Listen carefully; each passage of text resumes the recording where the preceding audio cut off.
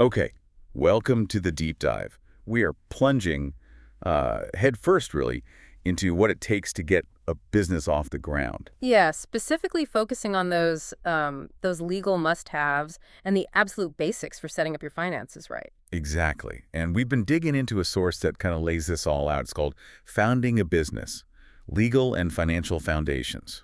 That's the one. It gives a pretty solid overview. And our mission here for this deep dive is to really pull out the key insights, the practical stuff from that source, and unpack it for you. Mm. The idea is to give you a shortcut, so you can grasp these critical basics without feeling totally overwhelmed. Right, so you feel informed, maybe even a bit more prepared for those first steps. Yeah. We'll cover things like, the laws you have to follow, getting your financial house in order from day one, setting up your internal And systems. also looking outwards, like dealing with suppliers, professionals. Exactly, and Yeah. navigating things like tech changes and, well, the global picture, too.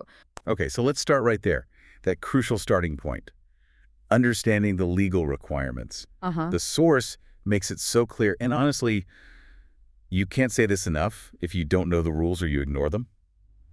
Well, that can lead to serious, serious trouble. Oh, absolutely catastrophic, potentially. It's not just annoying paperwork, it's the actual framework that lets you operate legally and protects you too. It's the foundation, like you said. Yeah, you wouldn't build a house on shaky ground, right? Hmm. So, specific things mentioned right out of the gate.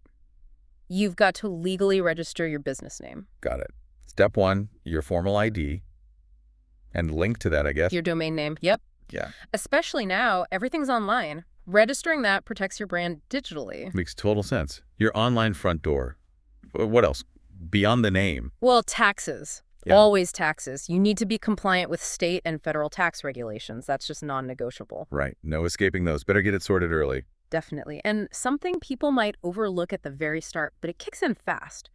Workplace health and safety laws. Ah, okay. Even if it's just you initially. Well, certainly as soon as you hire anyone, even a contractor sometimes, it's about creating a safe environment. Which is just good sense, really. Besides being law.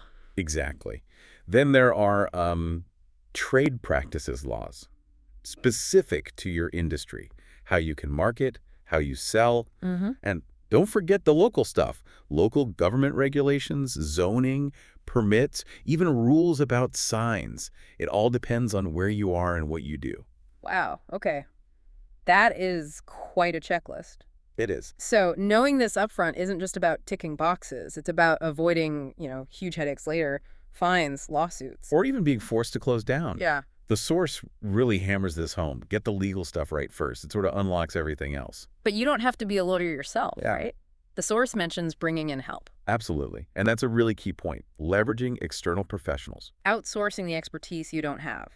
Makes sense, especially when you're starting and, juggling everything. Totally.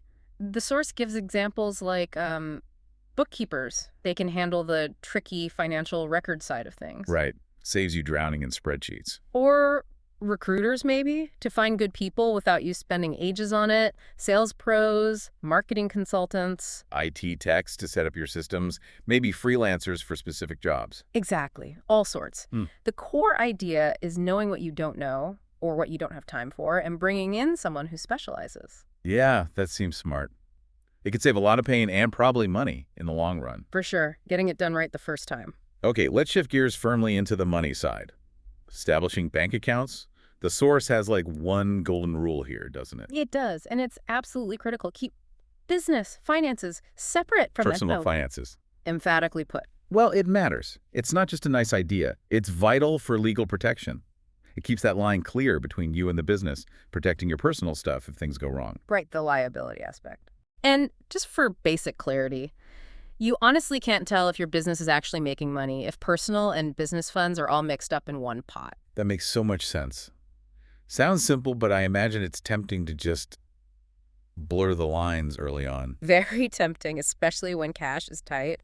But seriously, don't do it. Set up a separate business account from day one. And the source also says, shop around a bit for the right bank. Yeah, consider the services different banks offer. Transaction fees, online banking features, overdraft options. Find one that fits your business needs. Not all accounts are the same. Okay, so you've got the separate account. Now, how do you manage the money going in and out? The source brings up financial control systems.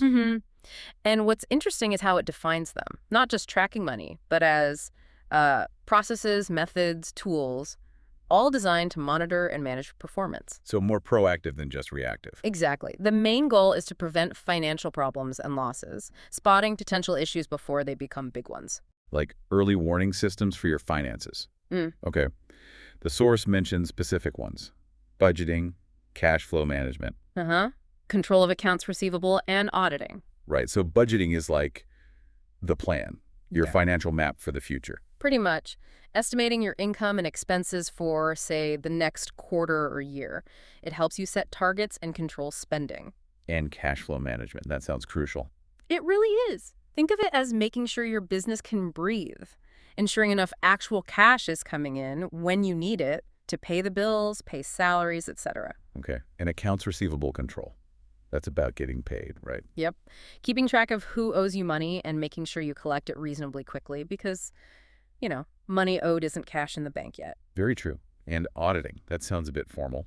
It can be, but the source frames it as testing your processes. Are your accounting methods working? Are there internal controls to stop mistakes or fraud? These systems all work together, really. They give you visibility and hopefully some stability. Yep. And working alongside those controls, you need good record keeping.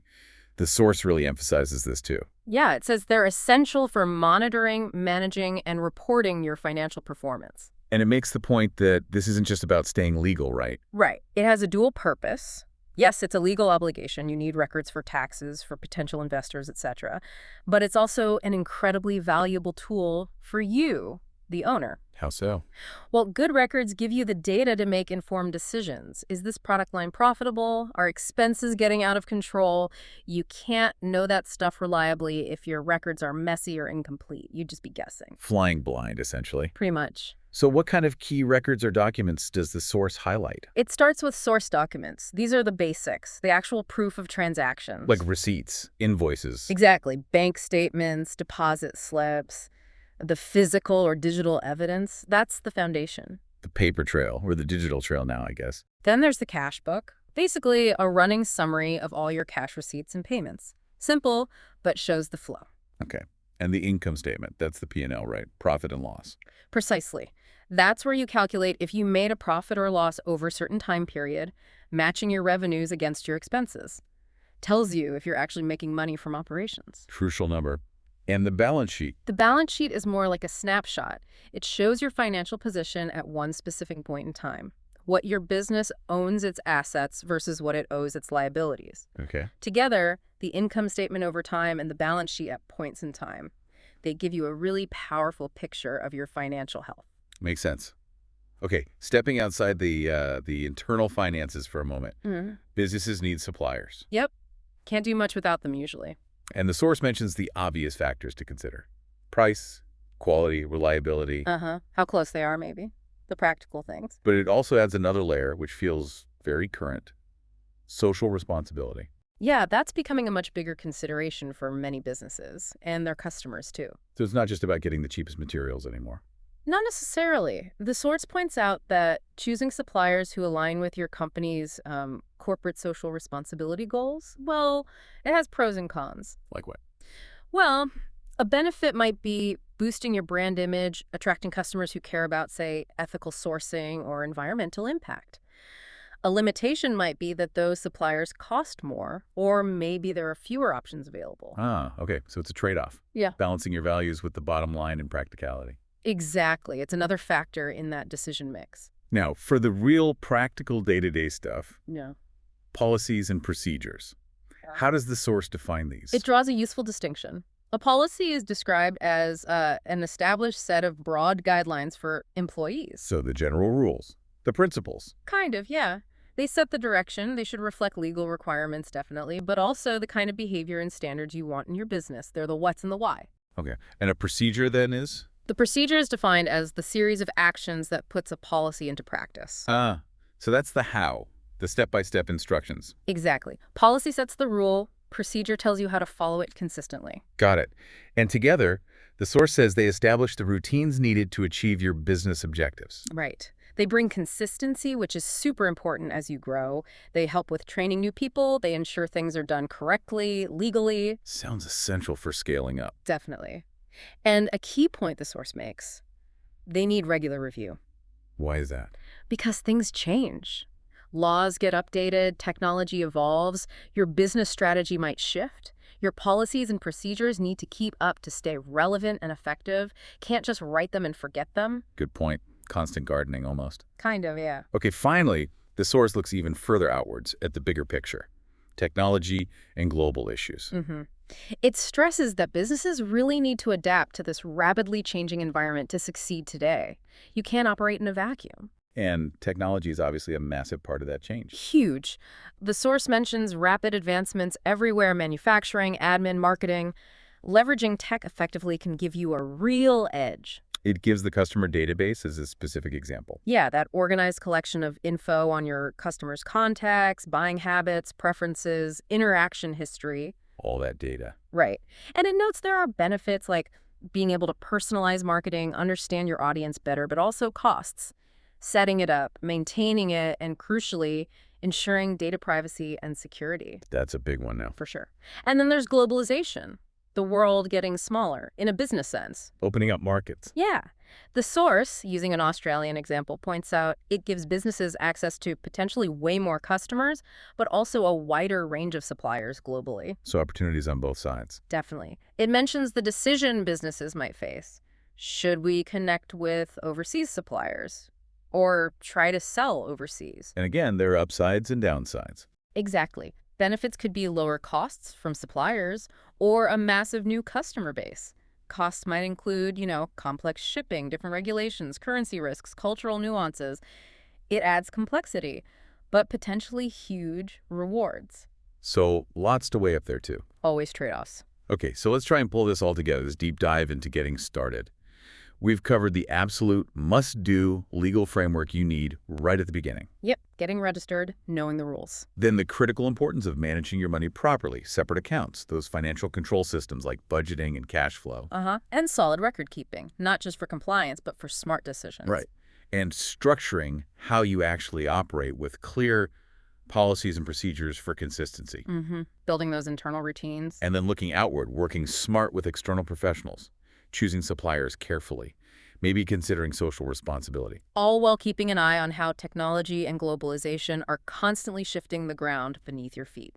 These really feel like the core foundational pieces from the source material, the stuff that gives you that essential starting point. Yeah, they provide the basic structure you need to build upon. Hopefully it helps you feel a bit more informed about where to even begin.